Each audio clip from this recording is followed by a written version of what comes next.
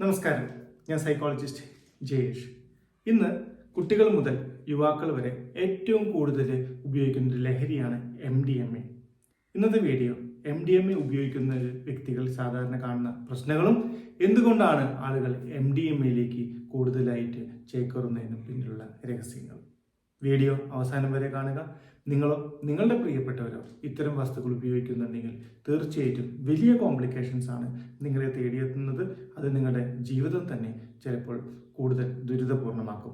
അതുകൊണ്ട് MDMA ഉപയോഗിക്കുന്നവർ തീർച്ചയായിട്ടും ഇനിയൊരു റീതിങ്കിങ് കൂടി നടത്തി നിങ്ങൾക്ക് നിങ്ങളുടെ ലൈഫ് സ്പോയിൽ ചെയ്യുന്ന രൂപത്തിലുള്ള കാര്യങ്ങളിലേക്ക് എത്തിച്ചേരാതിരിക്കാൻ വേണ്ടി ശ്രമിക്കാം.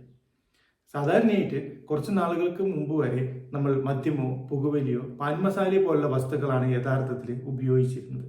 എന്നാൽ ഇപ്പോഴത്തെ രീതി എന്ന് പറയുന്നത് ന്യൂ ജനറേഷൻ വന്നതോടുകൂടി സിന്തറ്റിക് ഡ്രഗുകളിലേക്കാണ് കൂടുതൽ ആളുകൾ ചേക്കേറുന്നത്. അതിന് പ്രധാനമായിട്ടുള്ള കാരണം ഇതിന് രുചിയോ മണമോ ഇല്ല, വളരെ എളുപ്പത്തിൽ ഉപയോഗിക്കാം, എവിടെ വേണമെങ്കിലും ഒളിപ്പിച്ചു വയ്ക്കാം, ആരും അറിയത്തില്ല, വീട്ടുകാരെ പിടിക്കപ്പെടില്ല. ഇനി അഥവാ തന്നെ പോലീസോ മറ്റെന്തെങ്കിലും അതോറിറ്റീസോ പിടിക്കപ്പെട്ടാൽ തന്നെ പെട്ടെന്ന് തന്നെ അവർക്ക് അറിയാത്ത രൂപത്തിൽ ഇതിനെ രക്ഷപ്പെടാനും സാധിക്കും എന്നുള്ളതുകൊണ്ടാണ് പലപ്പോഴും സിന്തറ്റിക് ഡ്രഗുകളിലേക്ക് ആളുകൾ കയറുന്നത്. പ്രധാനമായിട്ടും സിന്തറ്റിക് ഡ്രഗുകളിൽ നമ്മൾ മരിജുവാന ഉപയോഗിക്കുന്നുണ്ട്, തന്നെ LSD സ്റ്റാമ്പുകൾ ഉപയോഗിക്കുന്നുണ്ട്, MDMA പോലുള്ള വസ്തുക്കളും ഉപയോഗിക്കുന്നുണ്ട്. ഇതിൽ കുട്ടികൾ മുതൽ യുവാക്കൾ വരെ ഏറ്റവും കൂടുതൽ ഉപയോഗിക്കുന്ന ഒരു ലഹരി വസ്തുവാണ് MDMA.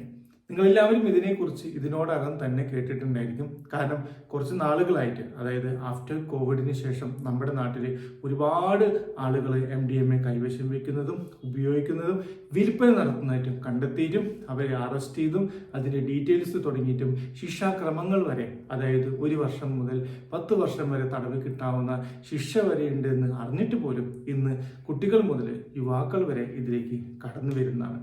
പ്രധാനമായിട്ടും നിങ്ങളെല്ലാവരും മനസ്സിലാക്കേണ്ട ഒരു കാര്യം, നമ്മൾ ഈ ഡ്രഗ്സ് അഥവാ ലഹരി വസ്തുക്കൾ പറയുന്ന പേരാണ് മയക്കുമരുന്ന് എന്ന് പറയുന്നത്. അപ്പോൾ ആ വാക്കിൽ തന്നെ ഇതിന് കൃത്യമായിട്ടുള്ള അർത്ഥമുണ്ട്. നിങ്ങളുടെ ജീവിതത്തെ മയക്കുന്ന, നിങ്ങളുടെ മനസ്സിനെ മയക്കുന്ന, നിങ്ങളുടെ ലക്ഷ്യങ്ങളെ മയക്കുന്ന മരുന്നുകളാണ് ഇത്. സ്വാഭാവികമായിട്ടും നമ്മൾ മയക്കണമെങ്കിൽ നമുക്കൊരു സർജറി ചെയ്യുന്ന സമയത്തോ അല്ലെങ്കിൽ നമുക്ക് എന്തെങ്കിലും വേദന ഉള്ള സമയത്തൊക്കെയാണ് നമ്മൾ ആ വേദന അറിയാതിരിക്കുവാനോ ഒക്കെ വേണ്ടിയിട്ടാണ് നമ്മൾ മയക്കാറ്.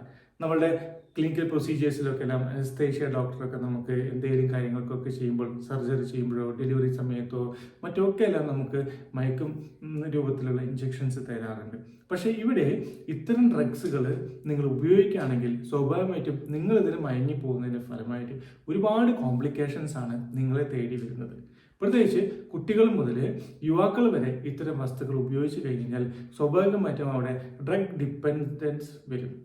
ഇനി അത് മാത്രമല്ല, നിങ്ങൾ മയക്കുമരുന്ന് എന്ന് പറയുമ്പോൾ മരുന്ന്, മെഡിസിൻ, സ്വാഭാവികമായിട്ടും നമ്മൾ അസുഖങ്ങൾ വരുമ്പോഴാണ് മരുന്ന് കഴിക്കുന്നത്. ഇവിടെ അസുഖങ്ങളില്ലാത്തൊരു വ്യക്തി മരുന്ന് കഴിക്കാനായിട്ട് ശ്രമിച്ചു കഴിഞ്ഞാൽ ഓപ്പോസിറ്റ് റിയാക്ഷൻസ് എപ്പോഴും ഉണ്ടാകും. ഇവിടെ ഒരു അസുഖമില്ലാത്തൊരു വ്യക്തി മരുന്ന് കഴിച്ചു കഴിഞ്ഞാൽ എന്താണോ സംഭവിക്കുന്നത് അത് തന്നെയാണ് ഡ്രഗ്സ് ഉപയോഗിക്കുന്ന വ്യക്തികൾക്കിടയിലും സംഭവിക്കുന്നത്. എന്നാൽ ആദ്യ കാലഘട്ടങ്ങളിൽ ഇത്തരം ഡ്രഗ്സുകൾ ഉപയോഗിക്കുന്ന ആളുകൾക്ക് യാതൊരു കുഴപ്പവും കാണില്ല. അതിന് പ്രധാന കാരണം സാധാരണ ഒരു പ്രോബ്ലമുള്ള വ്യക്തികൾ മാത്രമേ ഈ ഡ്രഗ്സ് ഉപയോഗിക്കാനായിട്ട് ശ്രമിക്കുള്ളൂ. ചുരുക്കം പറഞ്ഞാൽ നമ്മുടെ ജീവിതത്തിൽ നല്ല സന്തോഷങ്ങൾ ഉണ്ടാകുന്നു, ലക്ഷ്യങ്ങൾ ഉണ്ടാകുന്നു, വീട്ടിൽ സമാധാനം ഉണ്ടാകുന്നു, വീട്ടിൽ മാതാപിതാക്കളും കുട്ടികളും തമ്മിൽ നല്ലൊരു ബന്ധം ഉണ്ടാകുന്നു, സ്കൂളിൽ നല്ലൊരു ബന്ധം ഉണ്ടാകുന്നു, സുഹൃത്തുക്കൾക്കിടയിൽ നല്ലൊരു ബന്ധമൊക്കെ ഉണ്ടായി കഴിയുമ്പോൾ സ്വാഭാവികമായിട്ടും ആ ബന്ധങ്ങൾ നിലനിൽക്കുമ്പോൾ ഇവർക്ക് ഡ്രഗ്സ് ഉപയോഗിക്കുന്നതുമായി ബന്ധപ്പെട്ടൊരു ചിന്തയോ കടന്നു വരില്ല.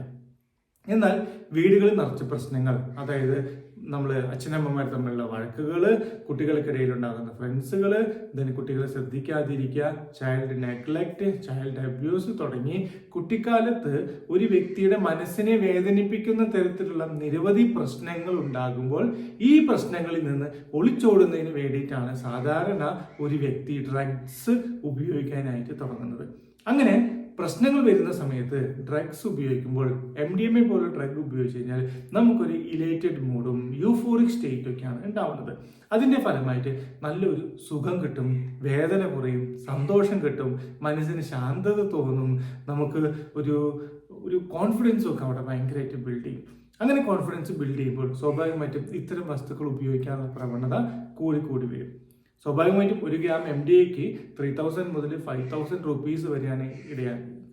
ഇവിടെ ഒരു കുട്ടിയെ സംബന്ധിച്ചിടത്തോളം ഇത് അഫോർഡബിൾ അല്ലാത്തത് കൊണ്ട് സ്വാഭാവികമായിട്ട് വീട്ടിൽ മോഷണം നടത്തിയോ, വീട്ടുകാരറിയാതെ ബാങ്കിൽ നിന്ന് പണം ഗൂഗിൾ പേ വഴി മറ്റു രീതിയിലോ സുഹൃത്തുക്കളുടെ സഹായത്തോടെയോ, ഇനിയോ അതും അല്ലെങ്കിൽ ഇത് വിൽപ്പന നടത്തിയിട്ടൊക്കെയാണ് സ്വാഭാവികമായിട്ടും ഇത്തരം വസ്തുക്കൾക്ക് ഉപയോഗിക്കാനുള്ള പണം കണ്ടത്. എന്നാൽ നിർഭാഗ്യവശാൽ ഇത് പിടിക്കപ്പെട്ട് കഴിഞ്ഞാൽ പിന്നീട് വളരെയധികം ഗുരുതരമായിട്ടുള്ള പ്രത്യാഘാതങ്ങൾ നിയമപരമായ രീതിയിൽ അവർ നേരിടേണ്ടി വരും. അതിന്റെ ഫലമായിട്ട് അവർക്ക് പഠനം മുടങ്ങും, അവരുടെ ലക്ഷ്യങ്ങൾ മാറും, ജീവിതശൈലിയെ തന്നെ മാറും, കുറ്റപ്പെടുത്തലുകൾ കൂടും, പ്രശ്നങ്ങൾ വർദ്ധിക്കും. അങ്ങനെ നിരവധി പ്രോബ്ലംസുകളാണ് പൊതുവെ കുട്ടികൾക്കിടയിലും മുതിർന്നവർക്കിടയിലും കാണുന്നത്. ഇനി ഡ്രഗ്സിന്റെ ഉപയോഗം കൂടിക്കഴിഞ്ഞാൽ സ്വാഭാവികമായിട്ടും 3 വർഷത്തിനുള്ളിൽ മരണം സംഭവിക്കാനുള്ള ചാൻസസ് കൂടുതലാണ്. പ്രത്യേകിച്ച് നിങ്ങളുടെ ശരീരത്തിൽ കാൽഷ്യം കണ്ടന്റുകളൊക്കെ കുറയുന്നു, നിങ്ങളുടെ ഇമ്മ്യൂണിറ്റി അത് ബാധിക്കുന്നു. കുറേ ആളുകൾക്കൊക്കെല്ലാം ഇതിൻ്റെ അമിതമായിട്ടുള്ള ഉപയോഗം മൂലം ഹൃദയ സംബന്ധമായിട്ടുള്ള പ്രശ്നങ്ങൾ വരെ ഉള്ളതായിട്ട് കാണുന്നുണ്ട്. സോ മാരകമായിട്ടുള്ള ലഹരി വസ്തുക്കൾ ഉപയോഗിച്ച് കഴിഞ്ഞാൽ 3 വർഷത്തിനുള്ളിൽ തന്നെ ജീവഹാനി വരെ സംഭവിക്കാമെന്നാണ് പഠനങ്ങൾ പറയുന്നത്. അപ്പോൾ ഒരു താൽക്കാലിക സന്തോഷത്തിന് വേണ്ടി എടുക്കുന്ന ഇത്തരം ലഹരി പദാർത്ഥങ്ങൾ പിന്നീട് ജീവനെ തന്നെ ഭീഷണിയായി മാറുമ്പോൾ ഇത്തരം വസ്തുക്കൾ ഇനി ഉപയോഗിക്കണോ വേണ്ടയോ എന്ന് നിങ്ങൾ കുട്ടികളും ചെറുപ്പക്കാരും കൃത്യമായിട്ട് മനസ്സിലാക്കാനായിട്ട് ശ്രമിക്കാം. നിങ്ങളുടെ ജീവിതത്തിൽ എന്തെങ്കിലും പ്രശ്നങ്ങൾ വരുമ്പോൾ ആ പ്രശ്നങ്ങളിൽ നിന്ന് ഒളിച്ചോടരുത്, പകരം അതിനെ നേരിടാനായിട്ട് പഠിക്കാം. സ്വാഭാവികമായിട്ടും നിങ്ങളുടെ വീടുകളിൽ ചിലപ്പോൾ നിങ്ങൾക്ക് പ്രതീക്ഷിക്കുന്ന രീതിയിൽ സ്നേഹവും പരിചരണവും കിട്ടുന്നില്ലെങ്കിൽ നിങ്ങളുടെ സ്കൂളുകളിൽ സ്കൂൾ കൗൺസിലർമാരുണ്ടായിരിക്കും, നിങ്ങൾക്ക് പ്രിയപ്പെട്ട അധ്യാപകരുണ്ടായിരിക്കും. അവരോട് സംസാരിച്ചിട്ട് നിങ്ങളുടെ പ്രശ്നങ്ങൾ ഷെയർ ചെയ്യുക. അവർ നിങ്ങളുടെ വീട്ടുകാരെ കാണുന്നു, കാര്യങ്ങൾ സംസാരിച്ചിട്ട് പ്രശ്നം എത്രയും പെട്ടെന്ന് പരിഹരിക്കാനായിട്ട് ശ്രമിക്കും. ഇനി അതും അല്ലെങ്കിൽ നമ്മൾ സൈക്കോളജിസ്റ്റുമാരെ കാണാനായിട്ട് ശ്രമിക്കാം. എല്ലാ ഗവൺമെൻറ് ആശുപത്രികളും സൈക്കോളജിസ്റ്റുമാരെ ലഭ്യമാണ്. നിങ്ങൾ സൈക്കോളജിസ്റ്റിനെ കണ്ടു കഴിഞ്ഞാൽ നിങ്ങളുടെ ഈ പ്രോബ്ലംസുകൾ മാറാനുള്ള കാര്യങ്ങളൊക്കെ അവർ ഗൈഡ് ചെയ്യും. ഇനി അഥവാ നിങ്ങളുടെ വീടുകളിൽ എന്തെങ്കിലും പ്രശ്നങ്ങളുണ്ടെങ്കിൽ അതൊക്കെ നല്ല രീതിയിൽ പരിഹരിച്ചെടുക്കാനുള്ള ശ്രമങ്ങളും സൈക്കോളജിസ്റ്റിന്റെ ഭാഗത്തു നിന്ന് ഉണ്ടാവുകയും ചെയ്യും. സോ നിങ്ങൾക്ക് എന്തെങ്കിലും പ്രശ്നത്തിന്റെ പേരിലോ ഒരു രസത്തിന്റെ പേരിലോ ഒക്കെയാണ് ഇത് ഉപയോഗിക്കുന്നതെങ്കിൽ ഇതെന്താണെന്ന് മനസ്സിലാക്കി എത്രയും പെട്ടെന്ന് അവസാനിപ്പിക്കാനായിട്ട് ശ്രമിക്കണം. അതുകൂടാതെ ഇന്ന് ഏറ്റവും കൂടുതൽ ഇതിനകത്ത് ഇൻഫ്ലുവൻസ് ചെയ്യുന്നത് സുഹൃത്തുക്കളാണ്. A friend in need is a friend in deed എന്നാണ് പറയുന്നത്. ചുരുക്കം പറഞ്ഞു കഴിഞ്ഞാൽ ചെങ്ങാതി നന്നായാൽ കണ്ണാടി വേണ്ട. എന്നാൽ ഇവിടെ ചെങ്ങാതിയെക്കുറിച്ച് നമുക്ക് പണ്ട് കാലഘട്ടങ്ങളുണ്ടായ സങ്കല്പത്തിൽ നിന്ന് മാറി ചിന്തിക്കേണ്ടിയിരിക്കുന്നു.